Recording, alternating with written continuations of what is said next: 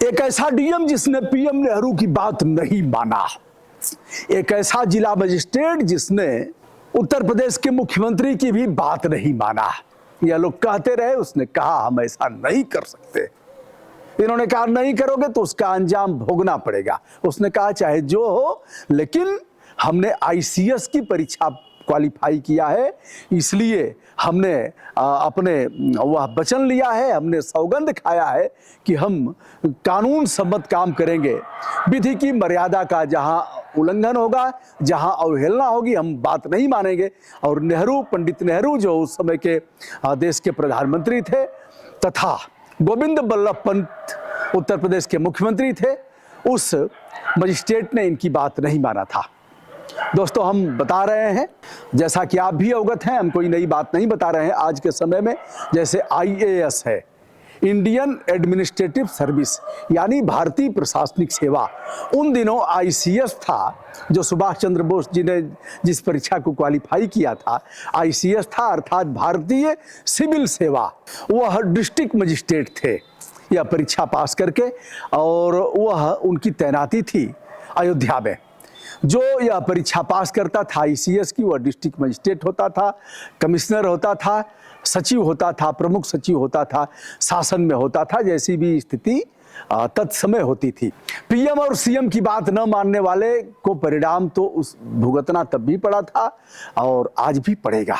बहुत कम ऐसे प्रशासनिक और पुलिस अधिकारी होते हैं जो प्रधानमंत्री और मुख्यमंत्री की बात को नहीं मानते हैं।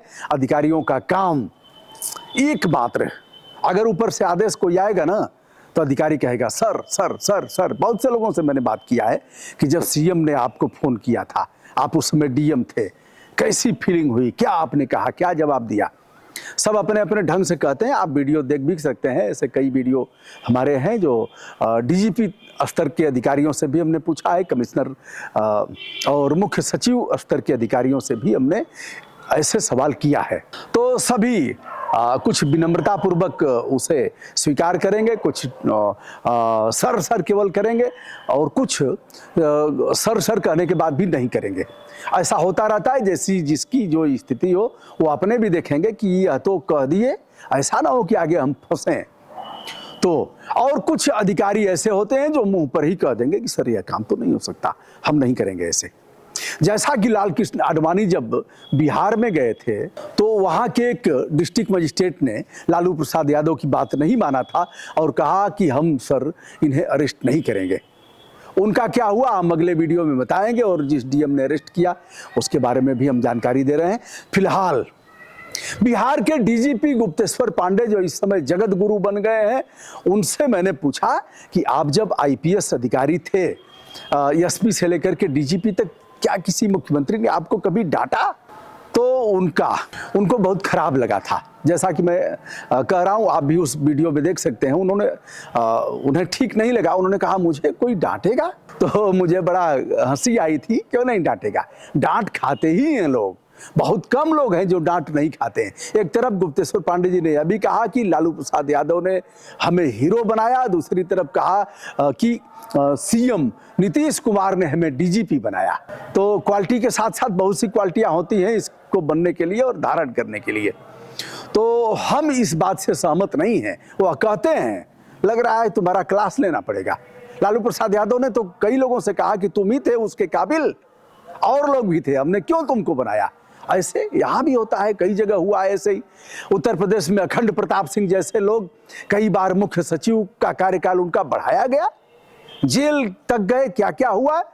और बाबू राजनाथ सिंह से लेकर के मुलायम सिंह यादव जी ने और बहन जी ने, किसने उनको प्रतिष्ठापित नहीं किया। मैं कभी वीडियो कर दूंगा, इस पर भी कर दूंगा। वर्तमान में मुख्य सचिव हैं, उनको भी सेवा विस्तार कई बार दिया गया, जो यूपी के मुख्य सचिव हैं। अभी तक डीजीपी स्थायी रूप से यूपी को नहीं मिल पाया, यह भी है।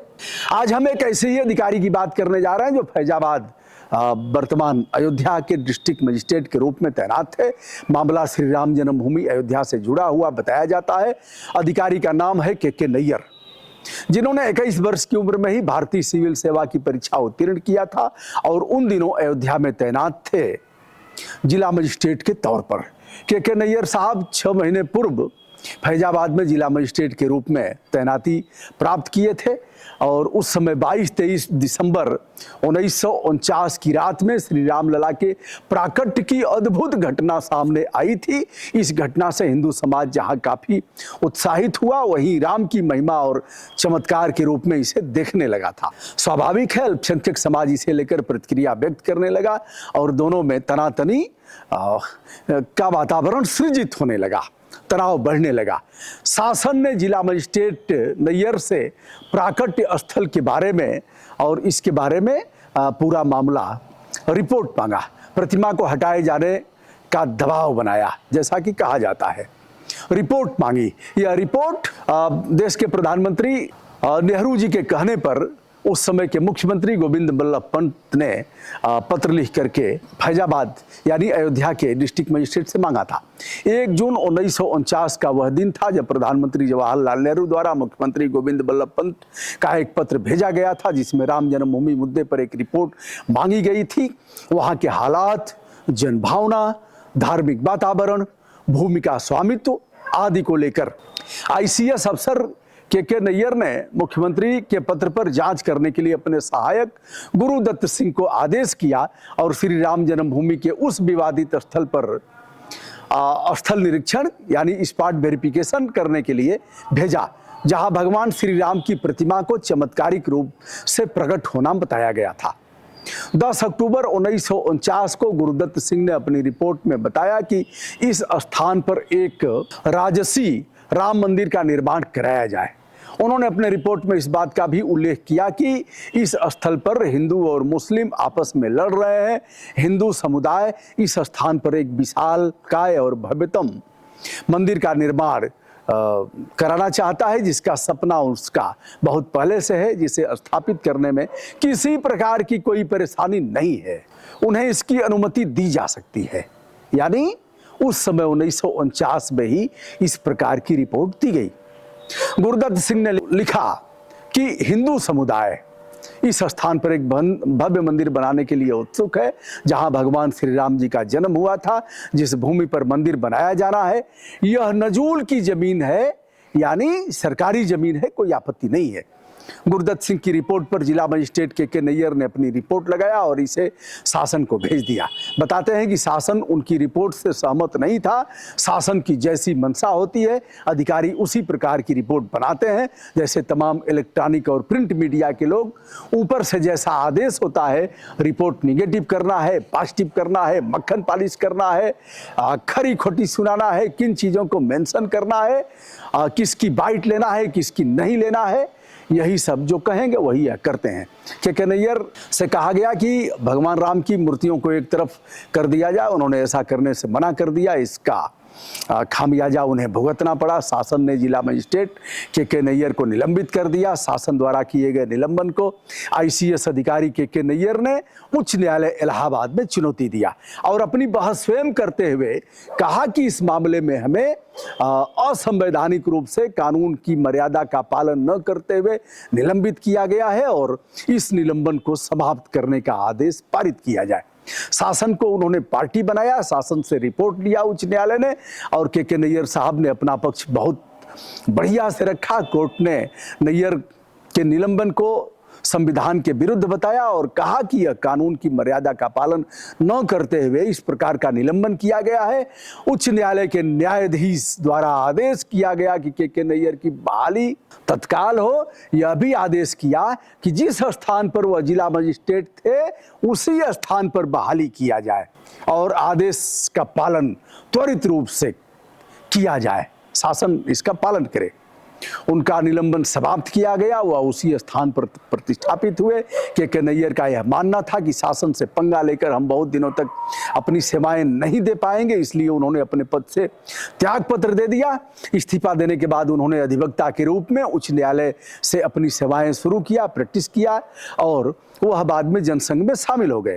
केरल प्रांत में 11 सितंबर 1907 को अलपुझा कट्टनाड में पैदा हुए के नैयर अपनी पत्नी शकुंतला नैयर के साथ जनसंघ में शामिल हो जाते हैं, राजनीति शुरू किया। जीविका के लिए इलाहाबाद उच्च न्यायालय में प्रैक्टिस करते रहे। उनकी पत्नी शकुंतला 1952 में विधान सभा की सदस्य चुनी गई। संजोग ऐसा कि के नैयर और उनकी पत्नी दोनों लोग 1962 में लोकसभा चुनाव एक साथ जीतकर सांसद बने। के नैयर लोकसभा चुनाव बहराइच लोकसभा से जीतते हैं और उनकी पत्नी शकुंतला कैसरगंज से सांसद बनती हैं और उन्हें 2 बार सांसद बनने का अवसर मिला। के नैयर के चालक को भी लोगों ने विधायक बना दिया। इमरजेंसी के समय के नैयर व उनकी पत्नी को गिरफ्तार कर जेल में भी डाला गया। 7 सितंबर 1977 को के नैयर का निधन हो गया। अपने गृह प्रदेश केरल में रामलला के विग्रह की स्थापना के लिए आज भी उत्तर प्रदेश केरल सहित देश के कोने कोने में के नैयर साहब का नाम मील के पत्थर के रूप में शामिल किया गया है।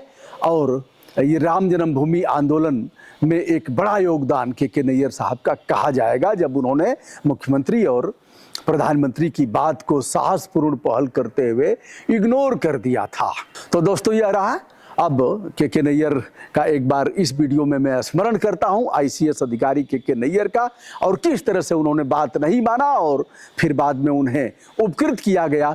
वह लोकसभा के सदस्य भी बने, उनकी पत्नी भी बनी, उनका ड्राइवर भी बना। और आज जब राम जन्मभूमि आंदोलन समाप्त हो गया, कोर्ट का आदेश हुआ, भव्य श्री राम मंदिर स्थापित हो रहा है, 22 को प्राण प्रतिष्ठा होनी है श्री राम लला की। ऐसे में के नैयर को भुला दिया जाए, यह कैसे संभव है? आशा करता हूं आपको यह वीडियो अच्छा लगा होगा। मैं हूं ब्रजभूषण दुबे, आदरपूर्वक हमारा प्रणाम स्वीकार करें।